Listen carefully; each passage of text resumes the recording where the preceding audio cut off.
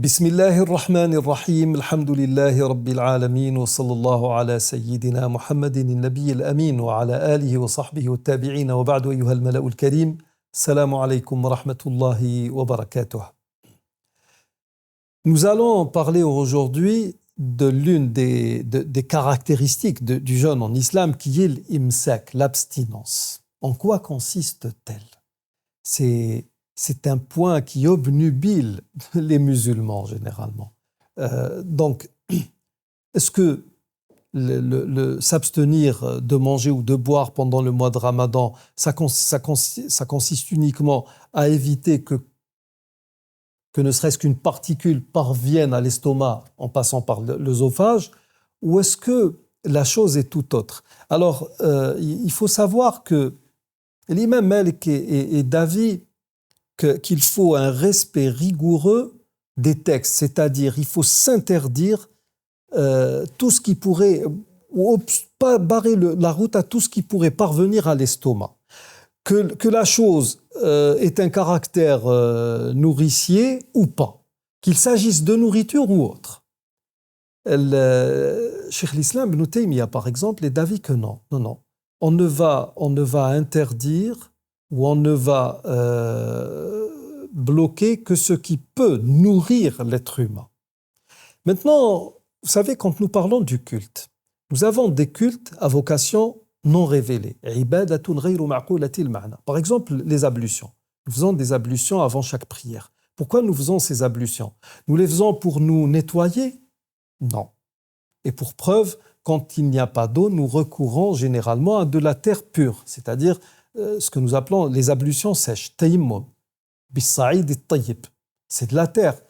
Et maintenant, si la chose consistait à se nettoyer la peau, ma foi, même si la terre est purificatrice, ça n'est pas du nettoyage, mais alors pas du tout. Et nous avons des cultes à vocation révélée, ibadatun ma'qulatul ma'na, comme zakat par exemple. Nous donnons de l'aumône pour que l'argent circule, pour donner matière à ceux qui n'ont pas les moyens d'accéder à certaines choses via justement cet argent que nous donnons aux aumônes. Et ma foi, je pense que c'est cet avis qui est le plus intéressant. Parce que généralement, pendant le mois de Ramadan, beaucoup de gens nous posent la question, est-ce que j'ai le droit de faire une injection? Est-ce que j'ai le droit d'aller chez le dentiste? Est-ce que une femme qui va chez le gynécologue, mon gynécologue a procédé à tel ou tel acte, est-ce que ça n'annule pas le jeûne?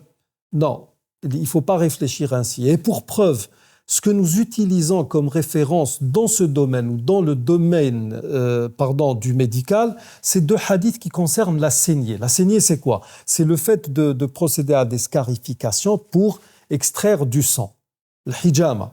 Alors, deux hadiths donc font référence. Le premier nous est rapporté par le Bukhari d'après Ibn Abbas radiyallahu anhuma, qui a dit, le prophète sallallahu alayhi wa sallam s'est fait faire une saignée alors qu'il était en état de sacralisation, ihtajama wa huwa muhrim, et il s'est fait faire une saignée alors qu'il était à jeun, ihtajama wa huwa sa'im.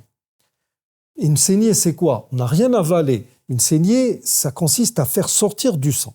Mais le second hadith, remarquez-le, indique que, parce que là, nous extirpons du sang. En quoi cela concerne-t-il le fait de manger ou d'avaler quoi que ce soit?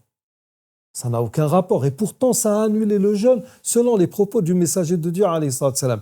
Ceci plaide beaucoup plus pour l'avis d'Ibn Taymiyyah, et qui est que seuls les aliments qui peuvent nourrir le corps, qui peuvent nourrir l'être humain, doivent être pris en considération ou en ligne de compte. Là, comme nous l'avons vu auparavant, nous avons deux hadiths en contradiction. Et là, nous avons un troisième hadith rapporté par Daraqutni d'après Anas ibn Malik qui nous dit ce qui suit. Au tout début de l'islam, la saignée était abhorrée ou interdite aux jeûneurs. Une fois, Ja'far ibn Abi Talib se faisait faire une saignée alors qu'il était à jeun. Le prophète sallallahu alayhi wa sallam passa par lui et dit: ces deux-là, c'est-à-dire Ja'far et celui qui pratiquait cette saignée, nous revenons au hadith précédent, ont rompu leur jeûne. Par la suite, le prophète alayhi salatu wassalam a autorisé la saignée aux jeûneurs et Anas ibn Malik radiyallahu anhu se faisait faire des saignées alors qu'il était à jeun. Donc le premier le second hadith, plutôt le premier hadith qui indique que le prophète sallallahu alayhi wa sallam se faisait faire des saignées, a abrogé, annulé celui que nous avons cité en second lieu. Et ça, c'est ce que nous appelons maslakun nasr. Et à partir de là, les savants de l'islam ont dit, parce que beaucoup de gens viennent nous dire, est-ce que j'ai le droit de faire une injection? Parce que dans les vieux manuels de fiqh, on vous dit, al-huqna, elle annule le jeûne. Mais pourquoi dit-on cela? Parce qu'au tout début, on n'avait pas des seringues comme les nôtres, intraveineuses, intradermiques ou intramusculaires.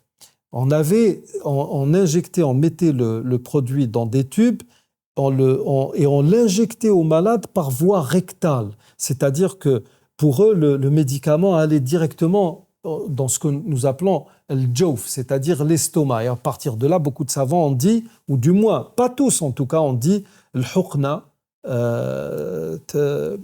annule le jeûne. Alors que maintenant, nous savons que les différentes injections ne posent pas de problème. Les savants de l'islam aussi contemporains ont décrété que, en vertu justement de cette analyse de ce que devrait être l'imsak, par exemple, une personne ayant un asthme qui utilise un spray ou un disque, ça ne pose pas non plus de problème parce que ce n'est pas de la nourriture, ce sont des bronchodilatateurs, même si une partie du produit va à l'estomac. Aller chez le dentiste ne pose pas de problème. Se faire un toucher rectal ou un spéculum chez le gynécologue ou l'urologue ou le proctologue ne pose pas de problème.